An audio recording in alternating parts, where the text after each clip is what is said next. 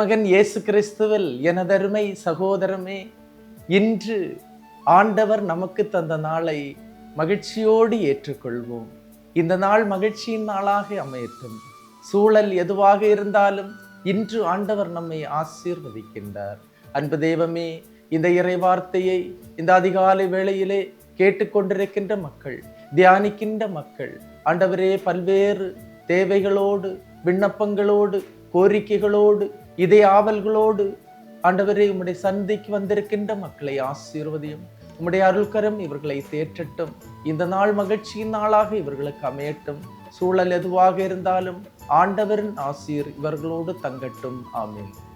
அன்புமிக்கவர்களே, இன்றைய நாளிலே நாம் தியானிப்பதற்காக எடுத்துக்கொண்ட இறை வார்த்தை லூக்கா எழுதிய நற்செய்தி 18ஆம் அதிகாரம் 10, 11, 13, 14 இறை வார்த்தைகள். இருவர் இறை வேண்டுதலுக்காக கோவிலுக்கு சென்றனர். ஒருவர் பரிசேயர், மற்றவர் வரி தண்டுபவர். பாருங்க, இருவர் ஒரே நோக்கத்திற்காக கோயிலுக்கு செல்லுகின்றார்கள். அந்த நோக்கம் என்னவென்றால் இறைவனிடம் வேண்டுவதற்காக, இறைவனிடம் ஜெபிப்பதற்காக செல்லுகின்றார்கள். 11வது இறை வார்த்தை, பரிசேயர் கடவுளை பார்த்து தன்னுடைய தலையை நிமிர்த்தி கொண்டு, கடவுளே, நான் கொள்ளையர், நேர்மையற்றோர், விபச்சாரம் போன்ற மக்களைப் போல இல்லை, ஏன் இந்த வரி தண்டுபவரை போலவும் இல்லை, நோன்பிருக்கிறேன், வருவாயில் 10ல் 1 பங்கை கொடுக்கிறேன் என்று தன்னுடைய வேண்டுதலை கடவுளிடம் சொன்னார். தான் எல்லா செயல்களிலும் கடவுளுக்கு உகந்தவனாக இருக்கிறேன், கடவுள் கட்டளையிட்டவற்றை செய்கிறேன் என்று அவர் நினைத்து கொண்டு அந்த ஜெபத்தை கடவுளிடம் ஏறெடுத்தார். 13வது இறை வார்த்தை சொல்லுகின்றது, வரி தண்டுபவர் தம் மார்பில் அடித்து கொண்டு, இவன் முகத்தை கடவுள் பால் திருப்பாமல் அதை குனிந்து, கடவுளே, நான் பாவி, என் மீது இறங்கி அருளும் என்றார்.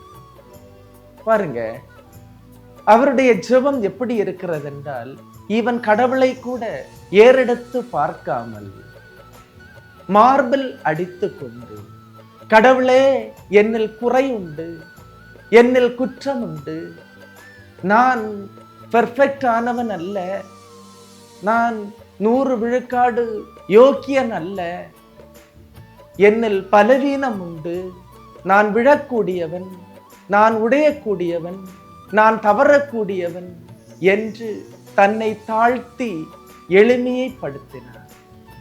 கடவுளுக்கேற்ற பலி நொறுங்கிய நெஞ்சமே, கடவுளே, நொறுங்கிய குற்றமுணர்ந்த உள்ளத்தை நீர் அவமதிப்பதில்லை என்று திருப்பாடல் 51 நமக்கு சொல்லுகின்றது.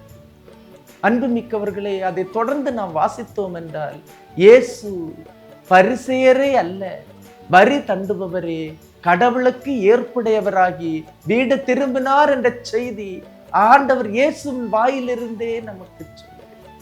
தன்னைத்தானே தாழ்த்துகிறவர் எவரும் உயர்த்தப்படுகின்றார்கள், தன்னைத்தானே உயர்த்துகின்றவர்கள் எவரும் தாழ்த்தப்படுகின்றார்கள்.